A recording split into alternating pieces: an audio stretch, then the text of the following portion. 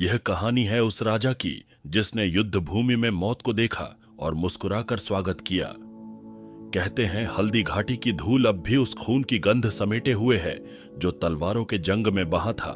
अरावली की पहाड़ियों में आज भी एक रहस्य दबा हुआ है जहां एक योद्धा की प्रतिज्ञा ने एक विशाल साम्राज्य को घुटनों पर ला दिया था। यह कहानी है उस युद्ध की जो न केवल तलवारों से लड़ा गया बल्कि हृदय की ताकत और आत्मसम्मान की अंतिम परीक्षा थी। यह है हल्दी घाटी का महासमर जहां एक वीर राजा ने अपना सब कुछ दांव पर लगा दिया लेकिन कभी झुका नहीं। यह सन 1576 की बात है जब सम्राट अकबर ने अपने विशाल साम्राज्य का विस्तार लगभग पूरे उत्तर भारत में कर लिया था। लेकिन मेवाड़ का एक छोटा सा राज्य ऐसा था जिसने मुगलों के समर्पण को ठुकरा दिया। यह कोई साधारण राज्य नहीं था, यह महाराणा प्रताप का मेवाड़ था जहां हर सैनिक मौत को गले लगाने के लिए तैयार था लेकिन गुलामी स्वीकार नहीं करता था। हल्दी घाटी की युद्ध भूमि पर अकबर की ताकत और प्रताप की प्रतिज्ञा आमने सामने थी। यह लड़ाई केवल भूमि की नहीं थी, यह दो महान सेनापतियों के सिद्धांतों का युद्ध था। एक ओर सम्राट अकबर जो अपनी शक्ति से सबको झुकाना चाहता था और दूसरी ओर महाराणा प्रताप जो अपने राज्य की स्वतंत्रता और स्वाभिमान के लिए हर बलिदान देने को तैयार थे। लेकिन इस कहानी में एक रहस्य है, एक गुप्त योजना जो दोनों सेनाओं को तबाह करने की कगार पर ले आई थी। क्या महाराणा प्रताप इस योजना का पर्दाफाश कर पाए या क्या अकबर के सेनापति राजा मानसिंह की चालें मेवाड़ की रक्षा की दीवार को ढहा देंगी? हल्दी घाटी की घाटियों में आज भी उन तलवारों की गूंज सुनाई देती है जो उस युद्ध के दौरान एक दूसरे से टकराई थीं। वीरता और बलिदान की यह गाथा आज भी भारतीय इतिहास के सबसे महान संघर्षों में से एक है जहां एक राजा ने अपने घोड़े चेतक के साथ वह अंतिम छलांग लगाई जिसने इतिहास की दिशा ही बदल दी। क्योंकि यह केवल एक युद्ध नहीं था, यह एक प्रतिज्ञा की लड़ाई थी, स्वाभिमान और स्वतंत्रता की वो प्रतिज्ञा जो किसी भी साम्राज्य से बड़ी थी। मेवाड़ के राजपूत योद्धा अपनी शौर्य और गौरव की कहानियों के लिए जाने जाते थे। महाराणा प्रताप का जन्म कुंभलगढ़ किले में हुआ था जहां उन्होंने बचपन से ही युद्ध कला की शिक्षा ली थी। उनके पिता महाराणा उदय सिंह द्वितीय मेवाड़ के राजा थे और उन्होंने अपने बेटे में वही राजपूताना गौरव और शौर्य देखा जो उन्होंने अपने पूर्वजों में देखा था।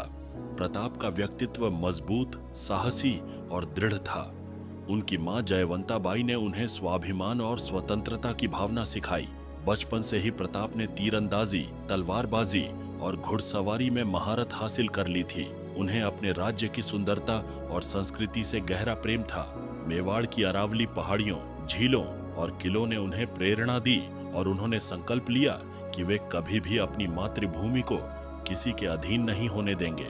मुगल सम्राट अकबर जो अपने विस्तारवादी दृष्टिकोण के लिए प्रसिद्ध था, ने लगभग पूरे उत्तर भारत को अपने साम्राज्य में मिला लिया था। उन्होंने राजपूत राजाओं को अपने अधीन कर लिया था, लेकिन मेवाड़ उनके लिए एक चुनौती बना रहा। अकबर ने महाराणा प्रताप को अधीनता स्वीकार करने के लिए कई दूत भेजे, लेकिन प्रताप ने हर बार इसे ठुकरा दिया। प्रताप का मानना था कि स्वतंत्रता और आत्मसम्मान किसी भी अधीनता से बढ़कर है। उन्होंने अपने दरबार में अपने मंत्रियों और सरदारों से कहा, हम अपनी मातृभूमि की रक्षा के लिए अंतिम सांस तक लड़ेंगे। हमारी तलवारें झुकेंगी नहीं, चाहे सामने कोई भी शासक हो। अकबर ने यह महसूस किया कि महाराणा प्रताप की इस चुनौती का जवाब केवल युद्ध से ही दिया जा सकता है। उन्होंने अपने सेनापति राजा मानसिंह को मेवाड़ पर आक्रमण करने का आदेश दिया। मानसिंह एक राजपूत थे, लेकिन वे मुगल साम्राज्य के प्रति वफादार थे। यह एक ऐसा युद्ध था जहां दोनों पक्षों के राजपूत योद्धा एक दूसरे के खिलाफ खड़े थे। महाराणा प्रताप ने हल्दी घाटी की संकरी घाटियों को अपने युद्ध के मैदान के रूप में चुना। यह जगह उनके पक्ष में थी क्योंकि मुगलों की विशाल सेना यहां खुलकर हमला नहीं कर सकती थी। प्रताप ने अपनी सेना को छोटी लेकिन मजबूत और तेज रणनीति के आधार पर तैयार किया। उनके सैनिकों में राजपूत योद्धा, भीड़ योद्धा और आम ग्रामीण शामिल थे जो अपनी भूमि की रक्षा के लिए लड़ने को तैयार थे। प्रताप के घोड़े चेतक की बहादुरी और वफादारी प्रसिद्ध थी। चेतक एक तेज और शक्तिशाली घोड़ा था जो युद्ध के समय महाराणा का सबसे भरोसेमंद साथी था। चेतक की पीठ पर सवार होकर महाराणा ने अपनी सेना का मनोबल बढ़ाया और उन्हें स्वतंत्रता की लड़ाई के लिए तैयार किया। 18 जून 1576 की सुबह हल्दी घाटी की घाटियों में तलवारों की चमक और युद्ध की ध्वनि गूंजने लगी। महाराणा प्रताप अपनी नीली पोशाक में सजे हुए थे, जो उनकी पहचान थी। उन्होंने अपने सेनापतियों से कहा, यह लड़ाई हमारी स्वतंत्रता की आखिरी परीक्षा है। हमारे कदम केवल आगे बढ़ेंगे, पीछे हटने का कोई विकल्प नहीं है। मुगल सेना के सेनापति राजा मानसिंह विशाल सेना के साथ आगे बढ़े। मुगलों के पास भारी तोपखाने, धनुर्धारी और घुड़सवार सैनिक थे, लेकिन महाराणा प्रताप ने अपनी सेना को मुगलों के बीच फांसा और चारों तरफ से हमला किया। युद्ध के बीच महाराणा प्रताप ने मानसिंह पर हमला किया। चेतक, जो घायल हो चुका था, महाराणा को बचाने के लिए अपनी आखिरी ताकत का इस्तेमाल करता है। चेतक ने महाराणा को एक गहरी खाई के पार पहुंचाया और वहीं उसकी मृत्यु हो गई।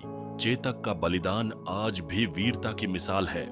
हल्दी घाटी का युद्ध निर्णायक नहीं था, लेकिन इसने महाराणा प्रताप की आत्मसमर्पण न करने वाली भावना को जीवित रखा। मुगलों की सेना भारी नुकसान झेलकर वापस लौट गई। महाराणा प्रताप ने जंगलों में रहते हुए भी संघर्ष जारी रखा और अपनी भूमि की स्वतंत्रता की रक्षा की। यह युद्ध स्वतंत्रता की ज्वाला को प्रज्वलित करने वाला सिद्ध हुआ और भारतीय इतिहास में हमेशा के लिए अंकित हो गया। महाराणा प्रताप का जीवन संघर्ष की कहानी है। उन्होंने अपनी अंतिम सांस तक स्वतंत्रता की रक्षा की और कभी भी मुगलों की अधीनता स्वीकार नहीं की। उनकी विरासत आज भी मेवाड़ और भारत के कोने कोने में जीवित है। उनका साहस, आत्मसम्मान और निष्ठा हमें यह सिखाती है कि स्वतंत्रता और सम्मान किसी भी कीमत पर कायम रहने चाहिए। महाराणा प्रताप की वीरता और हल्दी घाटी की लड़ाई आज भी हमें प्रेरित करती है। यह कहानी हमें यह सिखाती है कि जब तक साहस और स्वाभिमान जीवित है, तब तक कोई भी ताकत हमें झुका नहीं सकती।